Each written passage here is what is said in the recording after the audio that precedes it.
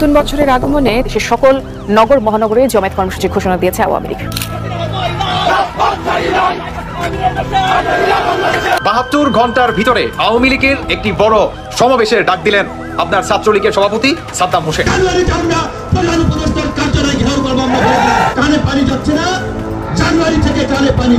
আমাদের গ্রাম বাংলায় একটা কথা আছে, সেটা কি জানেন যে পোলাপানের প্রস্তাবে কখনো পিছলা খেতে নেই। ডক্টর মোহাম্মদ ইউনূস শুরু থেকেই কিন্তু তিনি একই কথা বলে আসতেছিল যে আমাকে সমন্বয়কারীরা। অন্তর্বর্তী সরকারের প্রধান উপদেষ্টার কার্যালয় ঘেরাওয়ের আলটিমেটাম দিয়েছে গণ অধিকার পরিষদ। শুধু তাই নয়, উপদেষ্টাদের মন্ত্রণালয়ে ঢুকতে দেওয়া হবে না বলেও জানিয়েছেন গণ অধিকার পরিষদের সভাপতি নুরুল হক নূর। এই অন্তর্বর্তীকালীন সরকারের উপদেষ্টারা এবং এই সমন্বয়করা বেঈমানির দিকে চলে যাচ্ছে। 24 ঘন্টার আলটিমেটাম দিয়েছে শিক্ষার্থীরা, হেডস্কার টান মাইরা একদম উপদেষ্টা পদ থেকে সরাই দিবে।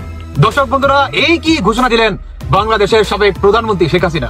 24 ঘন্টার আলটিমেটাম দিলাম ডক্টর ইউনূস এবং উপদেষ্টা এবং সমন্বয়কারী যে বাজার আছে প্রত্যেককে। এই 24 ঘন্টার ভিতরে আপনাদের পদত্যাগ করতে হবে, কারণ এই মাজা ভাঙা উপদেষ্টাদের দিয়ে এই মাজা ভাঙা সরকার। ডক্টর মোহাম্মদ ইউনূস চতুর্মুখী একটা চাপ সহ্য করছে।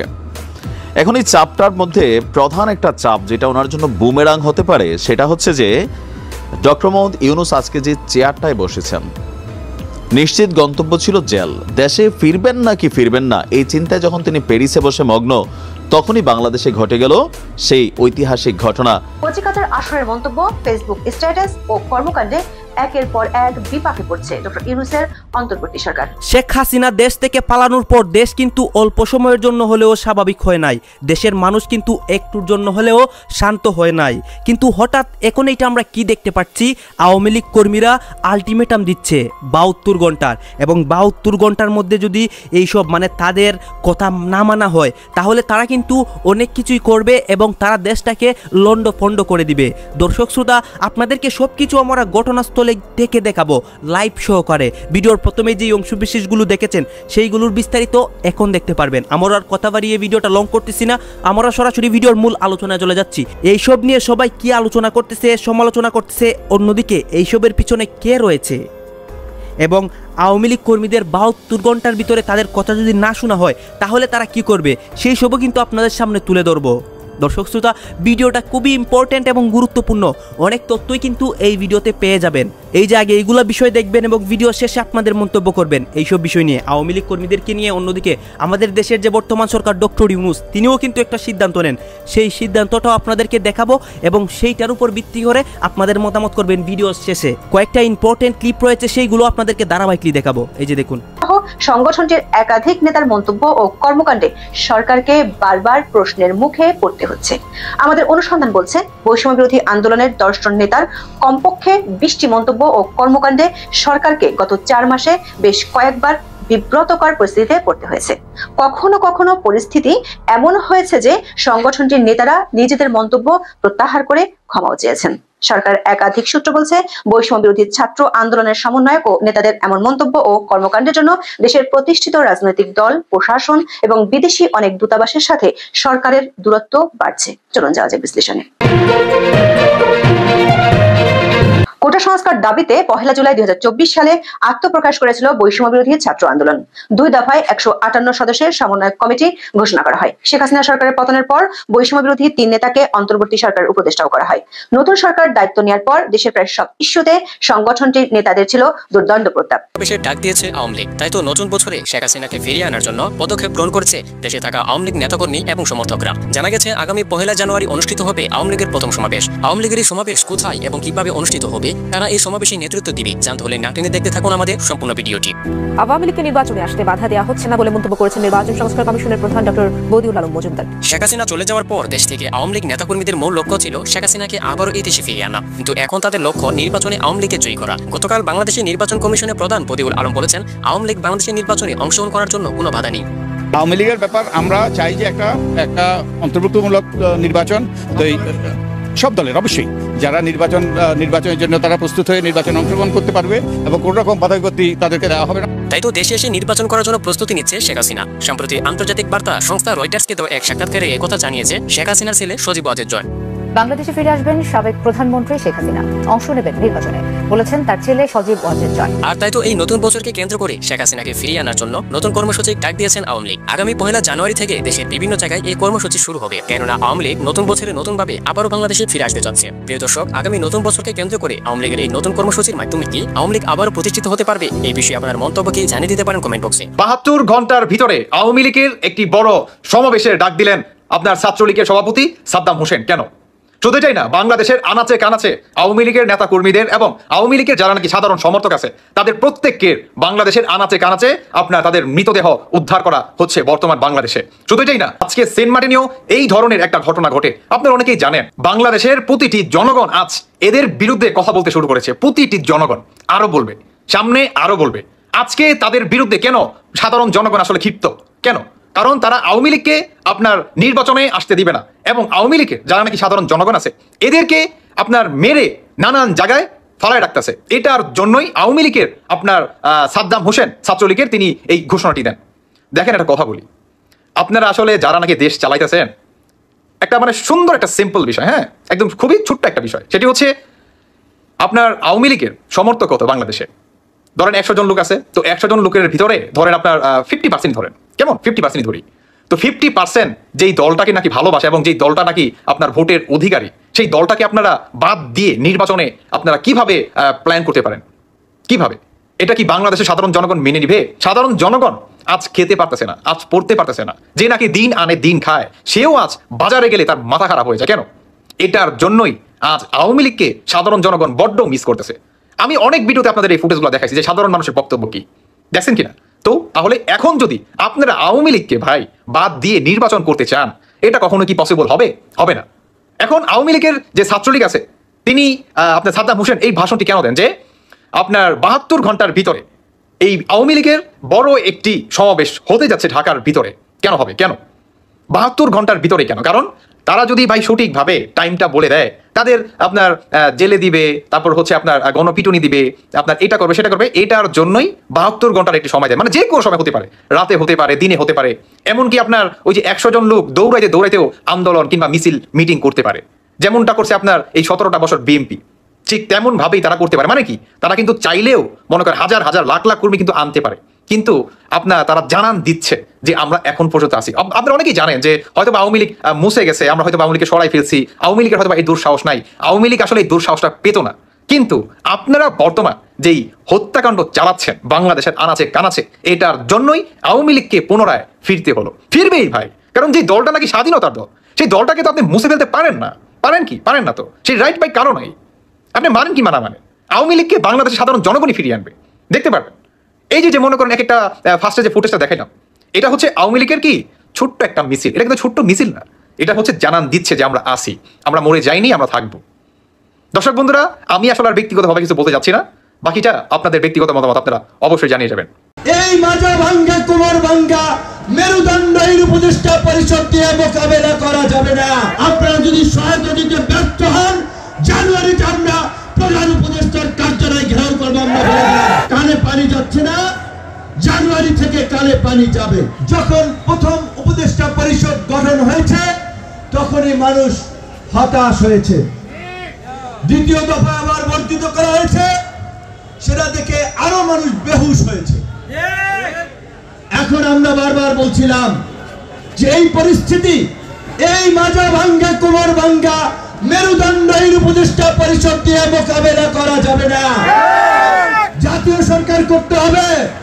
তারা শুনলেন না, তারা তাদের সিন্ডিকেটের বাইরের কোন লোককে সরকারে ঢুকাতে পারলেন না, যার ফলে এই 5ই আগস্ট, এই জুলাই বিপ্লবে ফ্যাসিস্ট হাসিনার পতনকে কেন্দ্র করে আমাদের মধ্যে যে জাতীয় ঐক্য তৈরি হয়েছিল, আজকে সেই জাতীয় ঐক্য এখন বিভক্ত হয়েছে।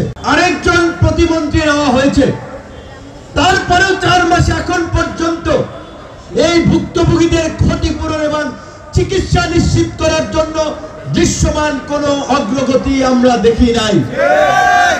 স্বাস্থ্য মন্ত্রণালয়কে আমরা বলতে চাই, জানুয়ারিতে যদি আমরা কোনো অভিযোগ পাই যে কেউ চিকিৎসা পায় নাই, ক্ষতিপূরণ দেওয়া হয় নাই, পরিষ্কারভাবে বলে দিচ্ছে মন্ত্রণালয়ে ঢুকতে পারবেন না। আপনাদের সময় ডিসেম্বর পর্যন্ত ওই আমলাতান্ত্রিক জটিলতা আমরা দেখতে চাই না। সমাজ কল্যাণ মন্ত্রণালয় করবে, নারী শিশু কল্যাণ মন্ত্রণালয় করবে, অর্থ মন্ত্রণালয় টাকা দেবে, এই সমস্ত ভাঙচুর ভাতাবাজি বাদ দিবেন। ডিসেম্বরের মধ্যে আহত পরিবারকে ১২ লক্ষ টাকা এবং নিহত পরিবারকে ১ কোটি টাকা করে আপনারা যদি সহায়তা দিতে ব্যর্থ হন, জানুয়ারিতে আমরা প্রধান উপদেষ্টার কার্যালয় ঘেরাও করবো। আমরা বারবার বলছিলাম এই সরকার আমাদের সরকার, নতুন সরকার, সরকারকে স্থিতিশীল করতে দিতে হবে। আমরা সরকারকে সহযোগিতা করব, কিন্তু তারা আমাদের সহযোগিতা পেয়ে মাথায় পেয়ে বসে কাজ করে না। ডক্টর মোহাম্মদ ইউনূস চতুর্মুখী একটা চাপ সহ্য করছে। এখন এই চাপটার মধ্যে প্রধান একটা চাপ যেটা ওনার জন্য বুমেরাং হতে পারে, সেটা হচ্ছে যে ডক্টর মোহাম্মদ ইউনূস আজকে যে চেয়ারটায় বসেছেন, নিশ্চিত গন্তব্য ছিল জেল। দেশে ফিরবেন না কি ফিরবেন না এই চিন্তায় যখন তিনি প্যারিসে বসে মগ্ন, তখনই বাংলাদেশে ঘটে গেল সেই ঐতিহাসিক ঘটনা, শেখ হাসিনার পলায়ন। এরপরে রাতারাতি একদম জেলের থেকে সোজা আপনার একদম প্রধান উপদেষ্টার বাসভবন, রাষ্ট্রের সর্বোচ্চ সম্মানিত পদটাতে তিনি আসীন হলেন। আসীন হওয়ার পরে এই যে একটা সিস্টেমকে তিনি রান করতে চাচ্ছেন, তার যে সহযোদ্ধারা আছেন তারা আসলে কতটুকু ক্যাপাবল একটা রাষ্ট্রকে পরিচালনা করার জন্য। যথেষ্ট বয়স্ক মানুষ, সবাই অভিজ্ঞ, সম্মানিত, যার যার জায়গায় কর্মস্থলে যথেষ্ট বিচক্ষণ ছিলেন, কিন্তু যখন রাষ্ট্রের অতি গুরুত্বপূর্ণ মন্ত্রণালয়গুলোর দায়িত্ব তারা পেলেন, মোটামুটি বেশিরভাগ জায়গায় তাদের ব্যর্থতার গল্প প্রতিনিয়ত উঠে আসছে, সফলতা হচ্ছে অনেক দিকে। কিন্তু সবচেয়ে বেশি ঝামেলায় যে সেক্টরটায় পড়ছেন এটা হচ্ছে এই গণ অভ্যুত্থানকে এই রূপে নিয়ে আসতে যে সকল ছাত্ররা আহত হয়েছেন, যে সকল ছাত্ররা নিহত হয়েছেন, তারপর হচ্ছে যারা এই মুহূর্তে অন ট্রিটমেন্ট আছেন বা আন্ডার ট্রিটমেন্ট আছেন, তাদের ইস্যুটা কিন্তু একটা প্রধান ভূমিকা পালন করছে। এই ইস্যুতে দেশের মানুষের একটা বক্তব্য যে তোমরা কেউ মন্ডা খাচ্ছ, কেউ মিঠাই খাচ্ছ, কেউ ব্র্যান্ডের জ্যাকেট পরছো, কেউ বিদেশ ভ্রমণ করছো, অ্যাপলের আইফোন ব্যবহার করছো, আবার তোমাদেরই বন্ধুরা যাদের কারণে তোমরা এই জায়গাতে আসো, কেউ ২-৪টা গাড়ি নিয়ে ঘুরতেছো, আর বাকিরা হাসপাতালে বিনা চিকিৎসায় বা চিকিৎসা প্রপার যেটা হওয়া দরকার সেটা হচ্ছে না। এগুলা কিন্তু একটা বৈষম্য তৈরি করছে। আর এই ইস্যুগুলো নিয়ে যারা রাজনীতি করেন অবশ্যই সরকারকে চাপ দিবেন। ভিপি নূর আপনার অন্তর্বর্তী সরকার প্রধানের উপদেষ্টার যে কার্যালয় আছে, ডক্টর ইউনূসের কার্যালয় ঘেরাও করার হুমকি দিয়েছেন গণ অধিকার পরিষদ। গণ অধিকার পরিষদের সভাপতি নূর বলছেন, আমরা পরিষ্কার করে বলতে চাই, ডিসেম্বরের মধ্যে আহতদের ১/২ কোটি, নিহতদের ১ কোটি টাকা ক্ষতিপূরণ দেওয়া না হলে জানুয়ারিতে ডক্টর ইউনূসের কার্যালয় ঘেরাও করা হবে। উপদেষ্টাদের কাউকেই মন্ত্রণালয়ে ঢুকতে দেওয়া হবে না। খুবই সুন্দর এবং গুরুত্বপূর্ণ সিদ্ধান্ত। আমরাও মনে করি রাষ্ট্রের তো টাকার অভাব নাই ভাই। এখন যেই ছেলেপেলেগুলো আহত হয়েছে, যারা নিহত হয়েছে, কারোর বাড়িতে কালকে দেখলাম যে ৫৯ জনকে তারা ৩ কোটি টাকার কাছাকাছি দিচ্ছে, তাহলে এবারে কত পড়ছে, তারা ৫ লাখ টাকাও পায় নাই। ৫৯ জনকে ৫ লাখ টাকার মতন পাইছে, কেউ একটু বেশি একটু কম। তো আহত নিহতদের পরিবার সম্ভবত এই টাকাটা পাইছে। ৫ লাখ টাকা একটা মানুষের জীবনের দাম আজকের দিনে। আর তোমরা যারা বৈশা আছো, তোমরা ভাই এখানে রাজার মতন লাইফ কাটাচ্ছ, এটা কিন্তু বৈষম্যের একটা শিকার হচ্ছে। গতকালকে মানারাত ইন্টারন্যাশনাল ইউনিভার্সিটির বিপরীতে হাতিরঝিল ঝিলপাড়ে ঢাকা মহানগর উত্তর গণ অধিকার পরিষদের একটা প্রোগ্রামে গণঅভ্যুত্থানের শহীদদের স্মরণে এবং আহতদের সুস্থতা কামনায় অনুষ্ঠিত দোয়া আলোচনা সভায় তিনি বলছেন যে বারবার আহত নিহতদের সহযোগিতা এবং ক্ষতিপূরণের কথা বললেও সরকারের কানে পানি যাচ্ছে না।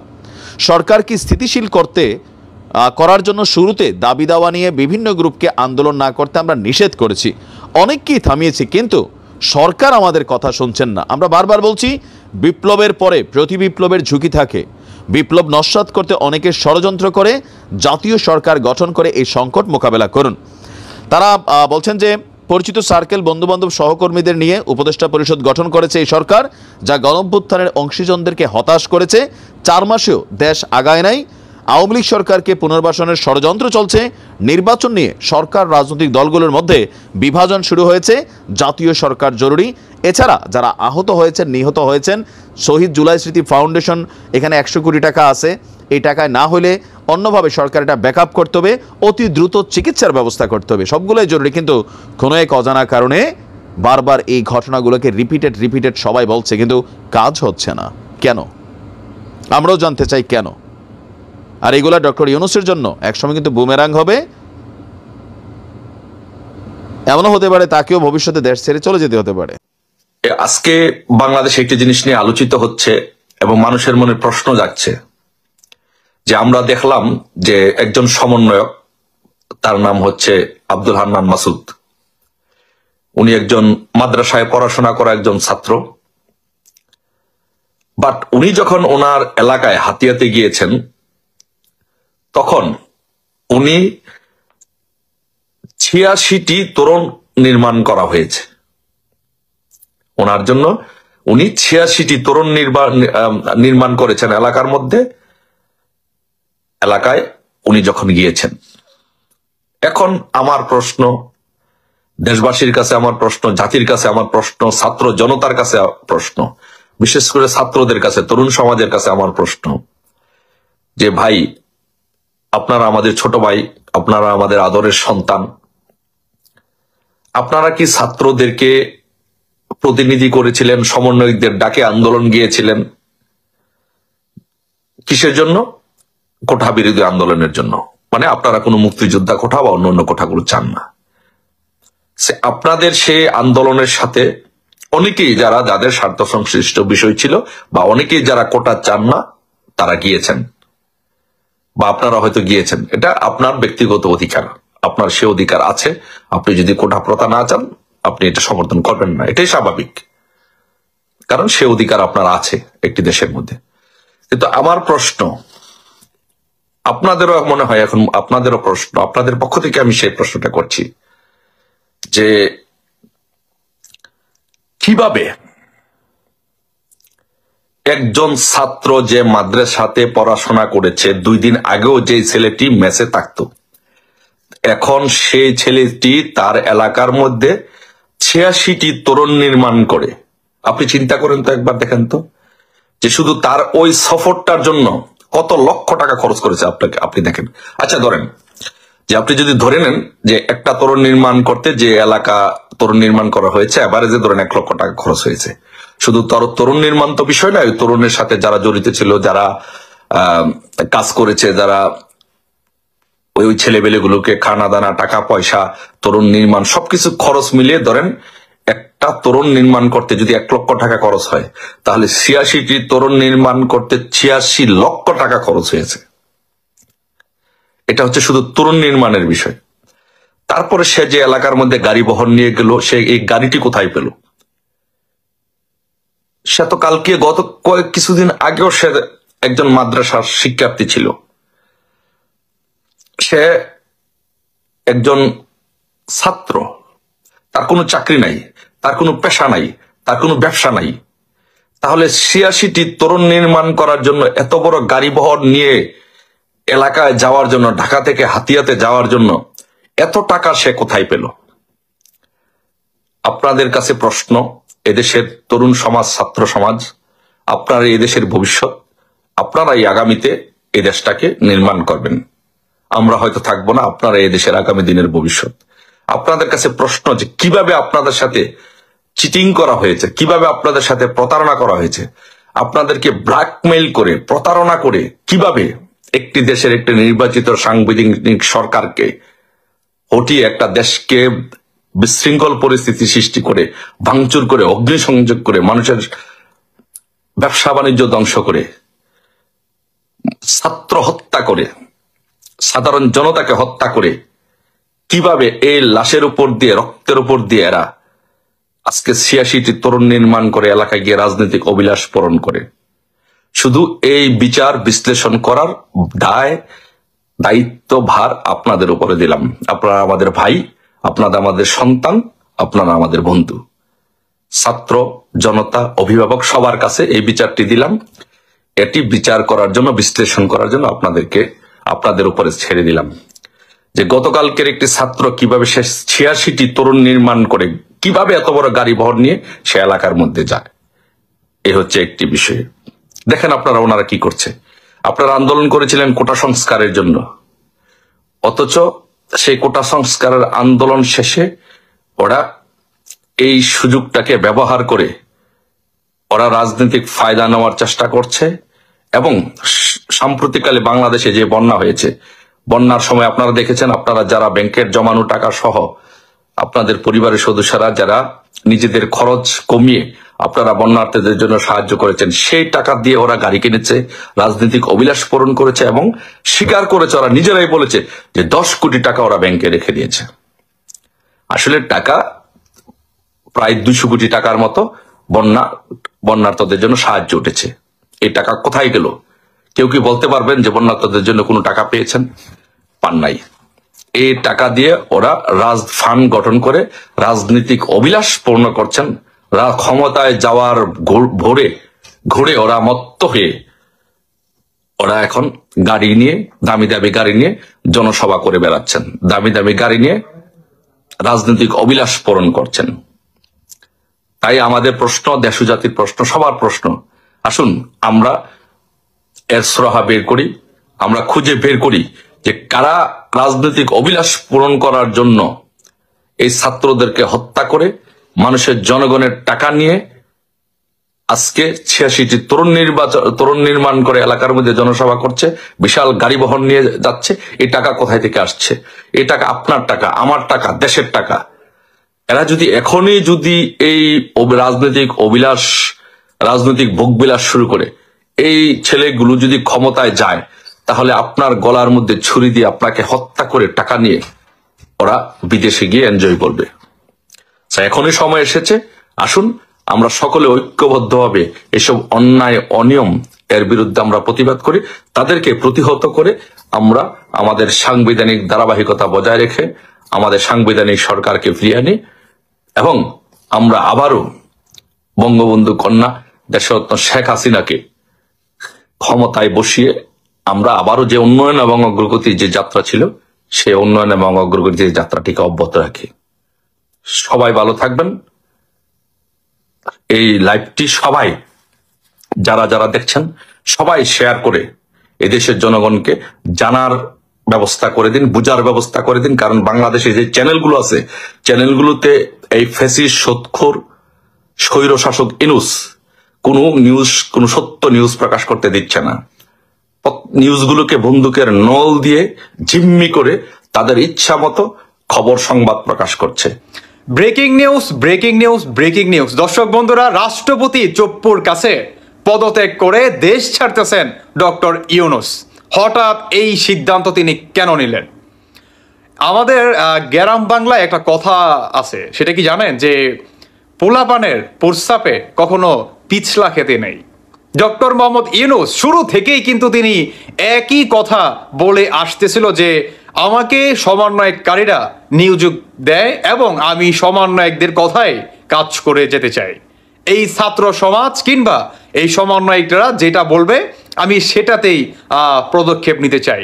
কোন রাজনীতিবিদ কে কি বলল কিংবা কোন জনগোষ্ঠী কে কি বলল, আমার সেটাতে আমার কোনো ইন্টারেস্ট নেই। কিন্তু ফাইনালি কেন রাষ্ট্রপতি চপ্পুর কাছে পদত্যাগ করে দেশ ছাড়ার সিদ্ধান্ত নিলেন ডক্টর ইউনূস? দেখেন, একটা কথা বলি, ডক্টর ইউনূস আসলে এই 120 দিনের মাথায় বাংলাদেশে কোনো পরিবর্তন আনতে পারছে। হ্যাঁ, আপনার সামথিং একটা পরিবর্তন, সেটি হচ্ছে আপনার যেমন আপনার পলিথিন নিষিদ্ধ, তারপর হচ্ছে আপনার এই মানে ছোটোখাটো এগুলো আসলে ধরা চলে না, দ্রব্যমূল্যের দাম কিংবা জনগণের ভিতরে শান্তি ফিরিয়ে আনা, কোনো কিছুতেই তিনি মনে করেন আপনার হয় নাই, সাফল্য হয় নাই।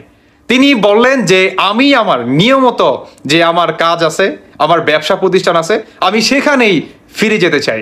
আমি বলবো যে আপনি এতদিন পরে হলেও আপনার সম্মানটা যতটুকু এখন পর্যন্ত আছে, আপনি একদম সঠিক সিদ্ধান্তটি নিছেন, সত্যি কথা বলতেছি। কারণ আপনি একের পর এক এই পোলাপানের প্রস্রাবে আপনি যে পরিমাণ পিছলা একের পর এক আপনি খাইতেছিলেন, কোনো রাজনীতিবিদের কথা শুনতেছিলেন না, জনগণের দিকে আপনি তাকাচ্ছিলেন না। এই সার্জিস হাসনাতরা যেভাবে বলতেছিল আপনি ঠিক সেভাবেই মনে করেন প্রতিটি কার্যক্রম আপনি মনে করেন চালিয়ে যেতেছিলেন।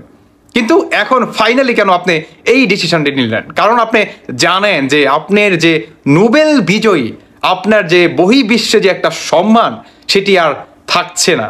কারণ একে একে আপনি প্রতিটি স্টেপে আপনি একজন সরকার হিসেবে আপনি একদম টোটালি হচ্ছে মনে করেন ব্যর্থ।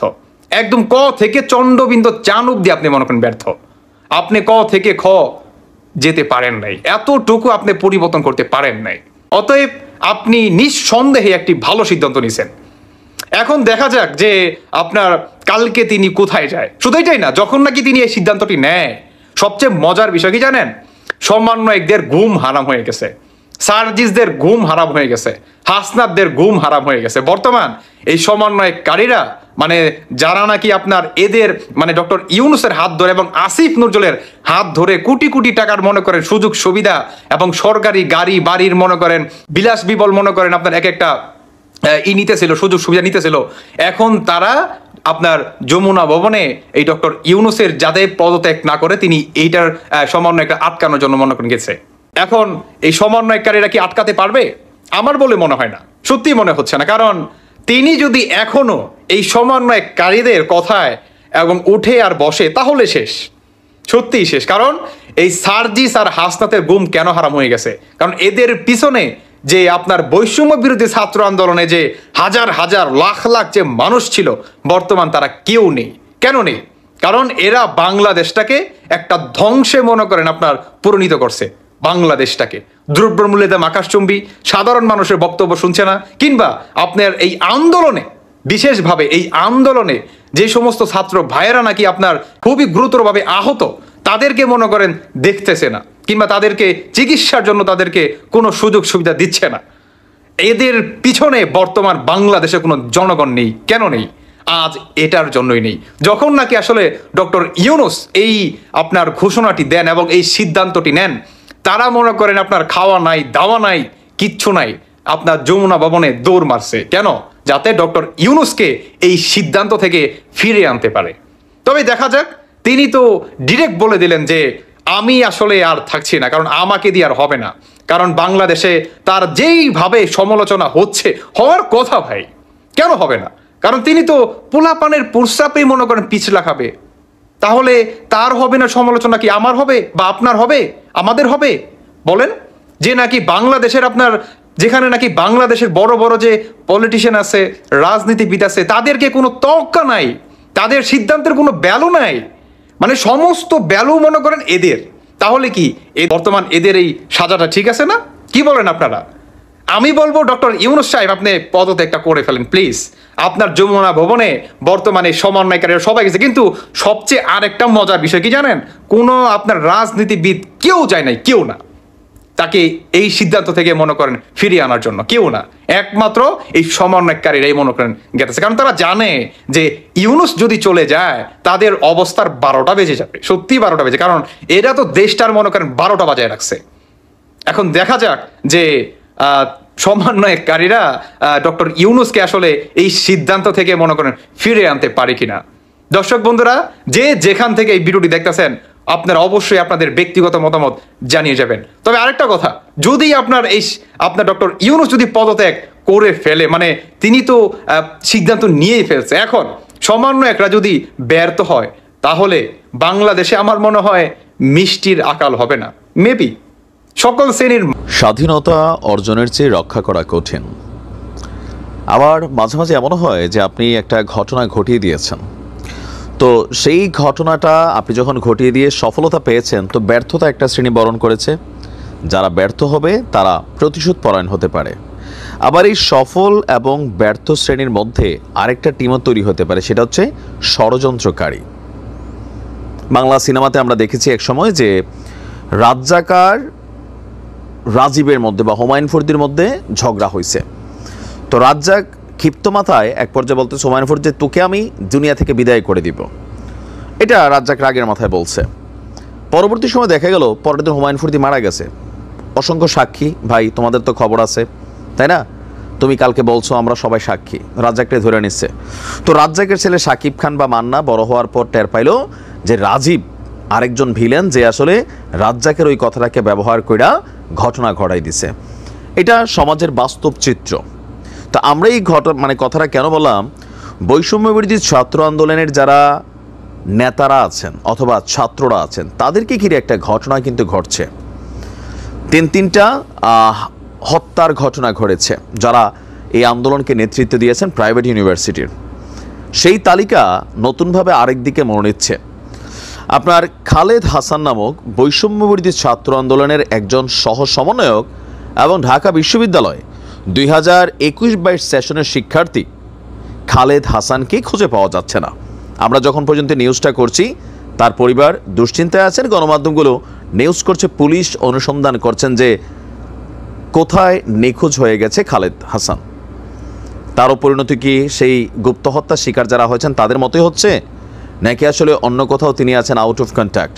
বাট এতক্ষণ সময় আউট অফ কন্ট্যাক্ট থাকার কথা না। আপনার গতকালকে বিকেল থেকেই তার কোনো সন্ধান পাওয়া যাচ্ছে না বলে জানিয়েছে বৈষম্য বিরোধী ছাত্র আন্দোলনের যিনি আরেকজন সমন্বয়ক আছেন নুসরাত তাবাসসুম। খেয়াল থাকার কথা, সেই শিক্ষার্থী যিনি ডিবি হারুনের যে অফিসে যারা বন্দী ছিল তাদের মধ্যে একজন হচ্ছে নুসরাত তাবাসসুম। নিজের ভেরিফাইড ফেসবুক আইডিতে দেওয়া এক পোস্টে নুসরাত বলছে বৈষম্য বিরোধী ছাত্র আন্দোলনের সহ সমন্বয়ক খালেদ হাসানকে বিকেল থেকে খুঁজে পাওয়া যাচ্ছে না। তো আমি যখন নিউজটা করছি প্রায় ওই সময়ের সাথে যদি আমরা হিসাব করি আপনার 16 ঘন্টার কাছাকাছি, 16 ঘন্টা আমি যখন নিউজটা আপডেট করছি পত্রিকাগুলো ঘাটলাম যে খালেদের কোনো খোঁজ পাওয়া গেল নাকি পাওয়া গেল না।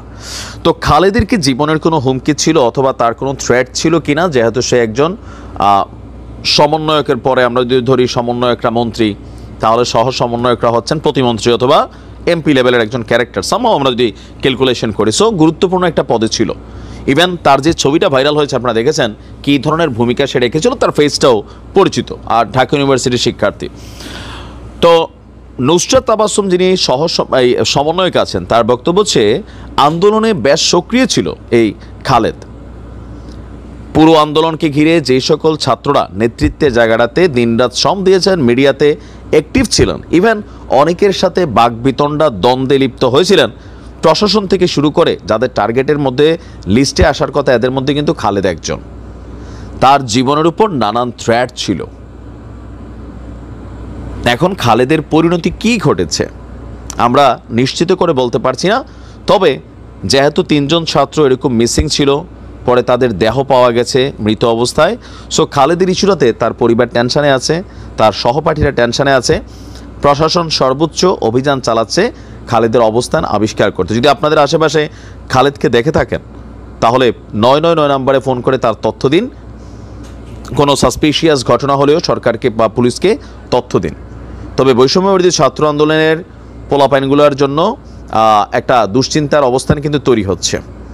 এর মাঝখানে একটা ভিডিও ভাইরাল হয়েছিল যে জয় বাংলা কিলিং মিশন, কেউ কেউ বলতে চাই যে দেখো এটা শুরুর পরেই ঘটনা হয়ে গেছে। এই কারণে ভিডিওর প্রথমে বলছিলাম অনেক কিছুই ঘটতে পারে, এখানে কে বা কারা, এটা আসলে এই মৃত্যু রহস্যগুলো উদ্ঘাটন না হলে মেক শিওর করা যাচ্ছে না। বাট ওই যে জয় বাংলা কিলিং মিশন তৈরি হয়েছে, শুরু হয়ে গেছে, ছাত্রদের মিসিং, মনে হয় মারিয়ে ফেলছে, এই ঘটনাগুলো ওই জায়গা থেকেই অনেকে পারসেপশন হিসেবে নিয়ে নিচ্ছেন।